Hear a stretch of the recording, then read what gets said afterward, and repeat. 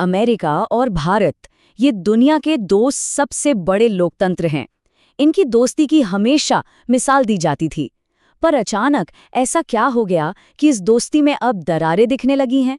जो रिश्ते कल तक इतने मजबूत लगते थे, उनमें आज इतना तनाव क्यों है? चलिए आज इस पूरी गुत्थी को सुलझाने की कोशिश करते हैं। सवाल बहुत बड़ा है और थोड़ा चिंताजनक भी।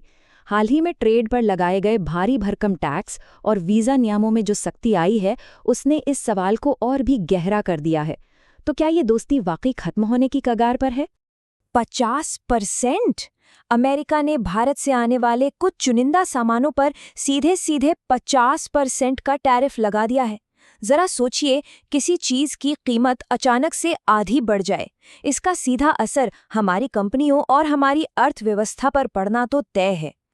और मामला सिर्फ यहीं तक सीमित नहीं है। अमेरिका ने वीजा नियमों को भी इतना सख्त कर दिया है कि इसका सीधा असर भारत के शक्तिशाली आईटी सेक्टर पर पड़ रहा है। मतलब ये एक तरह से चारों तरफ से दबाव बनाने की कोशिश है। तो चलिए इस ट्रेड वॉर यानी व्यापार युद्ध की जड़ तक चलते हैं। सबसे पहले तो ये समझना जरूरी है कि यह टैरिफ जिसकी इतनी चर्चा हो रही है, आखिर होता क्या है और ये काम कैसे करता है। देखिए, बहुत ही आसान शब्दों में कहें तो टैरिफ एक तरह का टैक्स है। जब कोई देश दूसरे देश से कोई सामान खरीदता है तो उस पर यह टैक्स लगाया जाता है। इसे आप इंपोर्ट टैक्स भी कह सकते हैं। चलिए इसे एक छोटे से उदाहरण से समझते हैं।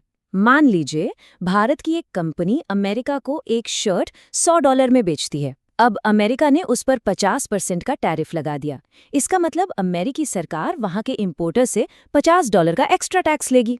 अब जाहिर है वो इंपोर्टर ये $50 अपनी जेब से तो देगा नहीं, वो इसे शर्ट की कीमत में जोड़ देगा। नतीजा, जो शर्ट पहले अमेरिकी ग्राहक को $100 की मिल रही थी, अब वही शर्ट $150 की मिलेगी। और जब चीजें महंगी होती हैं तो लोग उन्हें कम खरीदते हैं। इससे सीधा नुकसान किसे होगा? हमारी कंपनी और हमारी अर्थव्यवस्था को। तो सवाल ये है कि अमेरिका आखिर ऐसा कर क्यों रहा है? उनकी तरफ से ऑफिशियली क्या वजह बताई जा रही है? चलिए पहले वॉशिंगटन की कहानी सुन लेते हैं। वॉशिंगटन की तरफ से दो मुख्य वजह सामने रखी गई हैं। पहली, भारत का ट्रेड सरप्लस। इसका मतलब है कि भारत अमेरिका को सामान बेचता ज्यादा है और खरीदता कम है, और ये अंतर लगभग $40 बिलियन का है। दूसरी वजह बताई गई है यूक्रेन युद्ध के दौरान भारत का रूस से तेल खरीदना।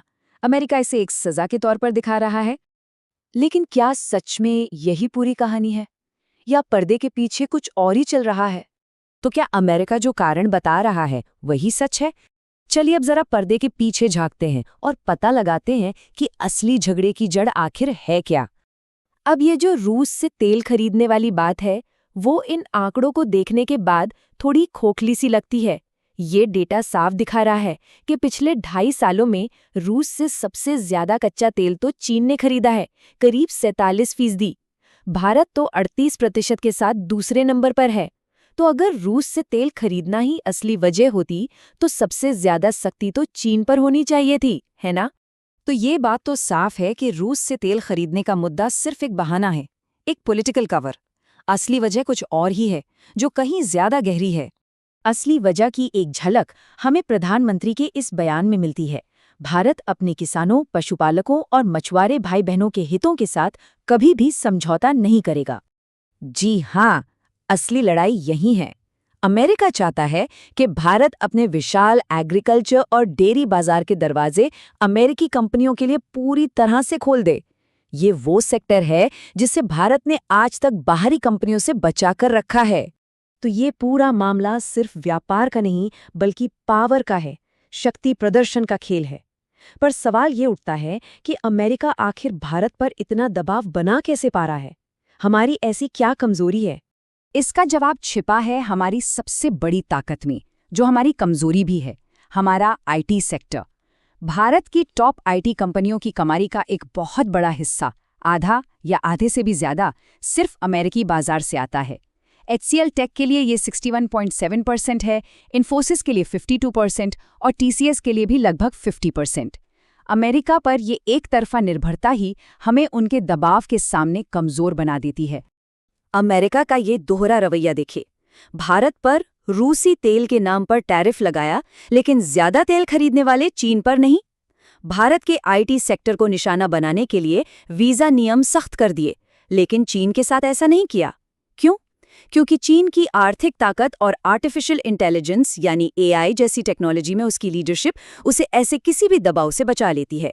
इससे एक बात साफ हो जाती है, दुनिया के मंच पर सिर्फ ताकत की भाषा सुनी जाती है।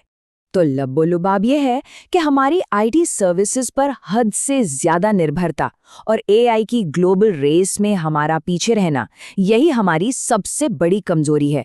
हम दूसरों के लिए बेहतरीन सर्विस तो दे रहे हैं, लेकिन नई टेक्नोलॉजी का आविष्कार करने में, मतलब कोर इनोवेशन और रिसर्च में पीछे छूट रहे हैं।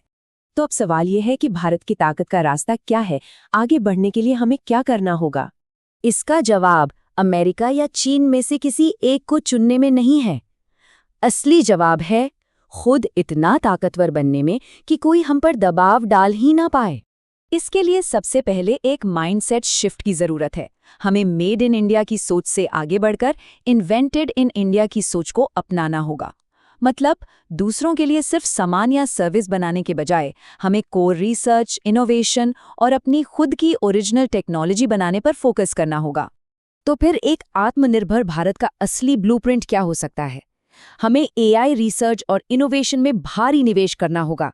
देश में ही ऐसे मौके बनाने होंगे ताकि हमारा टैलेंट यानी ब्रेन ड्रेन रोक सके। हमारी शिक्षा व्यवस्था को डिग्री की दौड़ से निकालकर प्रैक्टिकल स्किल्स पर लाना होगा। हमें अपने किसानों को सिर्फ अन्नदाता नहीं, बल्कि टेक्नोलॉजी और डेटा का इस्तेमाल करने वाला डेटा किंग बनाना होगा। और हाँ, हमें ऐसी लीडरशिप की मांग करनी होगी जिसका ध्यान सिर्फ राजनीति पर नहीं, बल्कि इनोवेशन पर हो। देखिए, एक बात गांठ बांध लेनी होगी, चौथी औद्योगिक क्रांति आ चुकी है। अगर हम एआई की बस चूक गए तो आत्मनिर्भर भारत सिर्फ कागज पर एक नारा बनकर रह जाएगा। ये सिर्फ एक बात नहीं, एक सीधी सीधी चेतावनी है। तो आखिर में सवाल यही बचता है कि भारत का भविष्य निर्भरता पर बनेगा या फिर इनोवेशन पर? इस सवाल का जवाब हमारे आने वाले फैसलों पर टिका है।